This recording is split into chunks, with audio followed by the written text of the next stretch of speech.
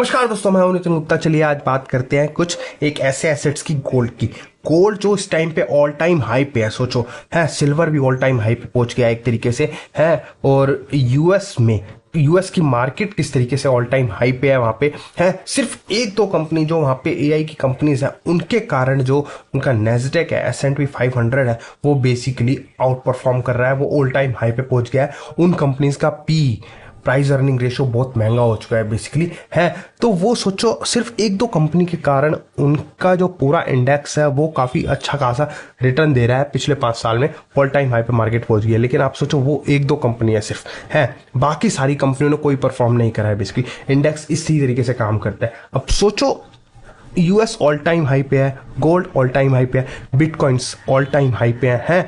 और बाकी देखा जाए यूएस में शटडाउन चल रहा है और ट्रंप ने जिस तरीके से इस टाइम जियो पॉलिटिकल टेंशंस पैदा करी हैं, जिस तरीके से इंडिया पे टैरिफ लगाया 50% का, तो ये सारे संकेत देते हैं कि बाकी सारी कंट्रीज तो परफॉर्म कर रही है। चाइना भी काफी अच्छा परफॉर्म कर रहा है बेसिकली है, लेकिन इंडिया ने पिछले 1 साल से परफॉर्म नहीं करा है। जिसने पिछले 1 साल में अगर मैं पिछले 1 साल की बात करूं, लास्ट ईयर सितंबर में पैसा डाला स्टॉक मार्केट में, उसने नहीं बनाया पैसा बेसिकली है, क्योंकि मार्केट आज भी अपने ऑल टाइम हाई से 2-3% डाउन है बेसिकली है। लेकिन कौन कहता है कि हमारी इक्विटी मार्केट ने परफॉर्म नहीं करा है?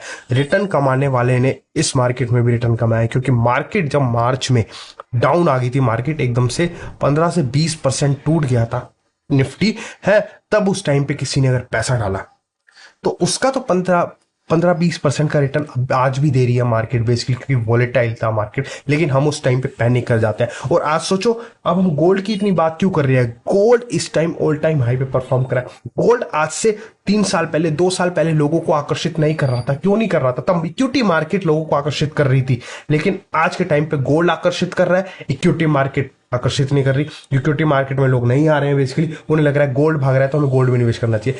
यही तो बहुत बड़ा मिसकॉन्सेप्शन होता है, यही तो गलती करते हैं इन्वेस्टर, कि जो चीज भाग रही है उसी के पीछे भागते हैं बेसिकली।